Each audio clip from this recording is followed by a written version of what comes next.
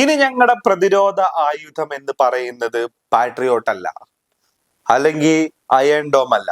ഇനി ഞങ്ങൾ ഉപയോഗിക്കാൻ പോകുന്ന ആയുധം അത് മീൻ വലയാണ് ഗൈസ്, മീൻ വല. പറഞ്ഞു വരുന്നത് ആരെ കുറിച്ചാന്ന് മനസ്സിലായി കാണും. പാട്രിയോട്ടും അതേപോലെ തന്നെ നമ്മുടെ ഈ അയൺ ഡോം ഒക്കെ പറഞ്ഞു വരുന്നത് ഇസ്രായേലിനെ കുറിച്ച് തന്നെയാണ്.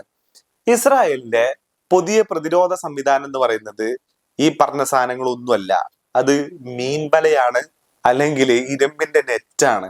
എന്തിനു വേണ്ടിയിട്ടെന്നല്ലേ?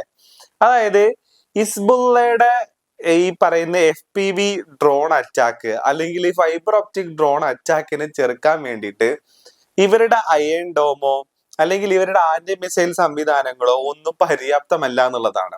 ആകെ അതിനെ പ്രതിരോധിക്കാൻ പര്യാപ്തമാവുന്ന ഒരു ഒബ്ജക്റ്റ് എന്ന് പറയുന്നത് മീൻവലയാണ്. അതായത് ഇവരുടെ മെർക്കാവ പോലെയുള്ള ടാങ്കിന്റെ ഒക്കെ മേലെ എന്ത് ചെയ്തേക്കാണ് ഇവര് ഈ പറയുന്ന മീൻവല കൊണ്ട് മൂടിയിട്ടേക്കുക. അപ്പൊ ഈ ഡ്രോൺ പറന്നു വരുന്ന സമയത്ത് എന്ത് ചെയ്യും, ഇതിന്റെ ലീഫുകള് ഈ മീൻവലയിൽ കുരുങ്ങും. അത് അവിടെ കിടന്ന് ഒന്നുകിൽ പൊട്ടിത്തെറിക്കുകയോ അല്ലെങ്കിൽ അത് യൂസ് ചെയ്യാൻ പറ്റാത്ത രീതിയിൽ, അതിന് പറന്നു പോകാൻ പറ്റാത്ത രീതിയിലേക്ക് അത് മാറും എന്നുള്ളതാണ്. ഇപ്പൊ ലോകം ഇൻവെസ്റ്റ് ചെയ്യുന്നത് അല്ലെങ്കിൽ ഇപ്പൊ ലോകം ഏറ്റവും കൂടുതൽ റിസർച്ച് ചെയ്യുന്ന ഒരു പരിപാടി എന്ന് പറയുന്നത് ഡ്രോൺ അറ്റാക്കുകളെ എങ്ങനെ ചെറുക്കാം എന്നുള്ളതാണ്. അതിന്റെ ഒരു ക്രോണോളജി നമുക്ക് കറക്റ്റ് കാണണമെന്നുണ്ടെങ്കിലേ ഈ റഷ്യ ഉക്രൈൻ വാർ എടുത്ത് നോക്കിയാൽ മതി. ആദ്യമൊക്കെ ഉക്രൈൻ ഉപയോഗിക്കുന്ന ഡ്രോണുകളെ എങ്ങനെ ടാക്കിൾ ചെയ്യണം എന്നുള്ള ഒരു ക്ലൂ ഇല്ലായ്മയില് റഷ്യ നിൽക്കുന്നത് നമുക്ക് കാണാൻ പറ്റും.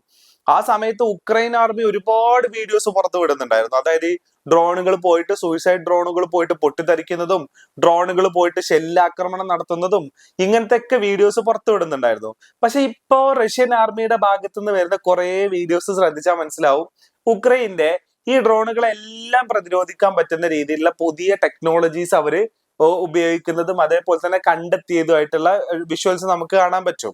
അപ്പോ ആ കാര്യത്തില് ഒരു ചെറിയ സ്ലോ റണ്ണർ ആണ് യഥാർത്ഥത്തിൽ ഇസ്രായേൽ എന്ന് പറയുന്നത്. അപ്പൊ ഇപ്പൊ അവർ ചെയ്യുന്ന പരിപാടി ഇവരുടെ ടാങ്കുകളെ ഇവരുടെ കവചിത വാഹനങ്ങളെയൊക്കെ മീൻവലകൾ ഉപയോഗിച്ചിട്ട് മൂടി വെക്കുന്ന പരിപാടിയാണ് ഇപ്പൊ അവർ ചെയ്തുകൊണ്ടിരിക്കുന്നത് എന്നുള്ളതാണ്. അതായത് വാറിന്റെ ഡൈനാമിക്സ് തന്നെ, അല്ലെങ്കിൽ എന്താ പറയാ, വാറിന്റെ ടോട്ടൽ ഹോളിസ്റ്റിക് ഡൈനാമിക്സ് തന്നെ ചേഞ്ച് ആയി ഈ പറയുന്ന ഉക്രൈൻ റഷ്യ വാറും അതേപോലെ തന്നെ ഈ അമേരിക്ക ഇറാൻ ഇസ്രായേൽ വാർ എന്ന് പറയുന്നതും. എന്താ വെച്ച് കഴിഞ്ഞാൽ മാക്സീവ് ആയിട്ടുള്ള മിസൈലുകൾ ഉപയോഗിച്ചിരുന്ന ഒരു സിസ്റ്റത്തിൽ നിന്ന് അല്ലെങ്കിൽ വലിയ തരത്തിലുള്ള ഹൈ ക്വാളിറ്റി ജെറ്റുകളും അതേപോലെ തന്നെ സ്റ്റെൽത്ത് കപ്പാസിറ്റി ഒക്കെ ഉള്ള ജെറ്റുകൾ ഉപയോഗിച്ചിട്ട് മാസീവ് ആയിട്ടുള്ള ആക്രമണങ്ങൾ നടത്തുന്നതിന് പകരം കുഞ്ഞു കുഞ്ഞു ഡ്രോണുകൾ ഉപയോഗിച്ചിട്ട് ആളില്ലാ വിമാനങ്ങൾ ഉപയോഗിച്ചിട്ടുള്ള ആക്രമണത്തിലേക്ക് രാജ്യങ്ങൾ പോയി എന്നുള്ളതാണ്. അവിടെയാണ് ഇസ്രായേലിനും അതേപോലെ തന്നെ അമേരിക്കക്കും അടിതെറ്റുന്ന ഒരു സിറ്റുവേഷൻ ഉള്ളത്. അതെന്താന്ന് ചോദിച്ചു കഴിഞ്ഞാല് ഇവർ മനൂവറബിലിറ്റിയും അതേപോലെ തന്നെ പ്രിസിഷൻ അറ്റാക്കും ഇതെല്ലാം കൂടെ കമ്പൈൻ ചെയ്തിട്ട് വെൽ സോഫിസ്റ്റിക്കേറ്റഡ് ആയിട്ടുള്ള പ്രിസൈസ് ആയിട്ടുള്ള വെപ്പൺസ് ഇവരെ നിർമ്മിക്കുന്ന സമയത്ത് അത് നിർമ്മിക്കാൻ എടുക്കുന്ന കോസ്റ്റിന്റെ 1% പോലും ഇല്ല ഈ പറയുന്ന ഈ ഇറാന് അല്ലെങ്കിൽ ഹിസ്ബുള്ള പോലെയുള്ള ആളുകൾ ഉപയോഗിക്കുന്ന ആയുധങ്ങൾ എന്നുള്ളതാണ്. അപ്പോ ഇവിടെയുള്ള ഒരു ഐറണി എന്താന്ന് ചോദിച്ചു കഴിഞ്ഞാല് ഒരു 2 ലക്ഷം രൂപ വരുന്ന ഒരു സൂയിസൈഡ് ഡ്രോണിനെ തകർക്കാൻ വേണ്ടിയിട്ട് ഇസ്രായേലും അമേരിക്കയും സ്പെൻഡ് ചെയ്യുന്ന എമൗണ്ട് എന്ന് പറയുന്നത് ഏകദേശം 2 ലക്ഷം കോടി ആയിരിക്കാം. അല്ലെങ്കിൽ ഏറ്റവും ചുരുങ്ങിയത് 2 ലക്ഷത്തിന്റെ ഒരു ഡ്രോണിനെ അടിച്ചിടാൻ വേണ്ടിയിട്ട് 2 കോടിയുടെ ഒരു മിസൈലാണ് യൂസ് ചെയ്യുന്നത് എന്നുള്ളതാണ്. ഈ ഒരു അസിമെട്രിക് വ്യവസ്ഥ അല്ലെങ്കിൽ ഈ ഒരു ഇംബാലൻസ് ലോകത്തിലെ ഏറ്റവും കൂടുതൽ വിസിബിൾ ആയിട്ടുള്ള ഒരു വാറാണ് ഇത് എന്നുള്ളതാണ്. ഇപ്പൊ ബാക്കിയുള്ള വാറിലൊക്കെ അല്ലെങ്കിൽ ചരിത്രത്തിൽ കഴിഞ്ഞു പോയിട്ടുള്ള വാറുകളിലൊക്കെ ഈ വിസിബിലിറ്റി നമുക്ക് ആസച്ച് കാണാൻ പറ്റില്ല. കാരണം എന്താ വെച്ച് കഴിഞ്ഞാൽ ഈ ടെക്നോളജി ഇത് യൂസ് ചെയ്യുന്ന ആളുകൾക്കാണ് ഡോമിനൻസ് ഉള്ളത്, മറ്റുള്ള ആൾക്കാർ കംപ്ലീറ്റ്ലി ഡിഫീറ്റഡ് ആയി പോവുക എന്നുള്ളതാണ്. പക്ഷെ ഇവിടെ അത് സംഭവിക്കുന്നില്ല. എന്താ പറയാ, നമ്മള് അത്ഭുതപ്പെടുന്ന രീതിയിൽ സർവൈവ് ചെയ്യാണ്.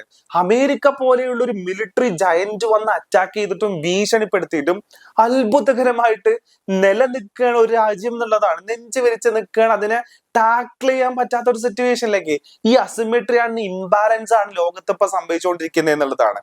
അപ്പോ ഹിസ്ബുള്ളയുടെ കയ്യിലുള്ള ഫൈബർ ഒപ്റ്റിക് ഉപയോഗിക്കുന്ന ഡ്രോണുകളെ എങ്ങനെ ടാക്കിൾ ചെയ്യണം എന്നുള്ള ക്ലൂലെസ്സിൽ നിൽക്കുന്നുണ്ട്. അപ്പൊ അതിന്റെ റിസർച്ചും അതേപോലെ തന്നെ അതിന്റെ പ്രൊഡക്റ്റ് ഡെവലപ്മെന്റിലേക്കൊക്കെ ഇസ്രായേൽ കടന്നിട്ടുണ്ട്. അപ്പൊ അതൊക്കെ വരികയാണെന്നുണ്ടെങ്കിൽ ഡ്രോണുകളെ കൂടെ ചെറുക്കുന്ന രീതിയിലേക്കുള്ള സാങ്കേതിക വിദ്യ അവര് കണ്ടുപിടിച്ചു എന്ന് വരും. പക്ഷെ ഇപ്പത്തെ ഒരു പ്രശ്നം, വേറൊരു പ്രശ്നം കൂടെയുണ്ട്. അതായത് ഇവരുടെ ജാമിങ് ഒന്നും വർക്ക് ചെയ്യുന്നില്ല എന്നുള്ളതാണ്. സാധാരണ രീതിയിൽ ഇസ്രായേലിന്റെ നേരെ ഒരു ഡ്രോൺ വരികയാണെന്നുണ്ടെങ്കിൽ ആ ഡ്രോണിനെ ജാം ചെയ്ത് അതിന്റെ സിഗ്നലുകൾ കട്ട് ചെയ്ത് അതിനെ വഴിതിരിച്ച് വേണമെന്നുണ്ടെങ്കിൽ സേഫ് ലാൻഡ് ചെയ്യിപ്പിക്കാം, അല്ലെങ്കിൽ അതിനെ പൊട്ടിത്തെറിക്കുന്ന രീതിയിലേക്ക് കൊണ്ടുപോവാം. നമുക്കറിയാം ഹിസ്ബുള്ളയുടെ ആളുകൾ ഉപയോഗിച്ചിരുന്ന പേഴ്സണൽ പേജറുകള് പോക്കറ്റിലിരുന്ന് പൊട്ടിത്തെറിച്ചിട്ട് എത്ര ആളുകളാണ് ലെബനോനിൽ മരിച്ചത് നമുക്കറിയാം. ആ രീതിയിൽ തലച്ചോറ് വർക്ക് ചെയ്യുന്ന ഇസ്രായേൽ ആർമിയാണ് ഇപ്പൊ മീൻവലകൾ ഉപയോഗിച്ചിട്ട് ഈ പറയുന്ന ടാങ്കറുകളെയും അതേപോലെ തന്നെ ഇവരുടെ കവചിത വാഹനങ്ങളെയൊക്കെ പ്രൊട്ടക്ട് ചെയ്യേണ്ട അവസ്ഥയിലേക്ക് മാറിയത് എന്നുള്ളതാണ്. അപ്പോ ഈ പറയുന്ന ഡ്രോണുകളെ ട്രാക്ക് ചെയ്യാനോ അല്ലെങ്കിൽ അതിന്റെ സിഗ്നലിനെ ജാം ചെയ്തിട്ട് അതിനെ തിരിച്ചു വിടാനോ ഒന്നും ഇപ്പൊ ഇസ്രായേലിന് പറ്റുന്നില്ല എന്നുള്ളതാണ്. ദിനം ദിനം ഹിസ്ബുള്ള പുറത്തു വിടുന്ന ഒരുപാട് വീഡിയോസ് പുറത്തു വരുന്നുണ്ട്. സൂയിസൈഡ് മിഷൻ ആയിട്ടും അതേപോലെ തന്നെ മെർക്കാവ പോലെ ടാങ്കിന്റെ അടിയിലോട്ട് പോയിട്ട് ഈ സാധനം പൊട്ടിത്തെറിക്കുന്നതായിട്ടൊക്കെയുള്ള വീഡിയോസ് ഒരുപാട് എണ്ണം പുറത്തു വരുന്നുണ്ട് എന്നുള്ളതാണ്. അപ്പൊ അസിമെട്രിക് വാറാണ് ഇപ്പൊ നടന്നുകൊണ്ടിരിക്കുന്നത് എന്നുള്ളതാണ്. ഫോർച്ചുനേറ്റ്ലി ഓർ അൺഫോർച്ചുനേറ്റ്ലി അതിൽ മിലിറ്ററി ജയൻസ് ആണ് ഇപ്പൊ സത്യത്തിൽ പെട്ടിരിക്കുന്നത് എന്നുള്ളതാണ്. ഇവരുടെ ചെറിയ ഡ്രോണുകളെ അറ്റാക്ക് ചെയ്യാൻ വേണ്ടിയിട്ട് വലിയ എക്സ്പെൻസീവ് ആയിട്ടുള്ള മിസൈലുകളെ യൂസ് ചെയ്യേണ്ട ഗതികെട്ട ഒരു അവസ്ഥയിലോട്ട് ഇറാനും അതേപോലെ ഇസ്രായേലും അമേരിക്കയും എത്തിച്ചേർന്നു എന്നുള്ളതും കൂടിയാണ് ഈ ഇപ്പൊ നടന്നുകൊണ്ടിരിക്കുന്ന ഈ പ്രശ്നങ്ങളുടെയൊക്കെ കാതലായിട്ടുള്ള ഒരു പോയിന്റ് എന്ന് പറയുന്നത്.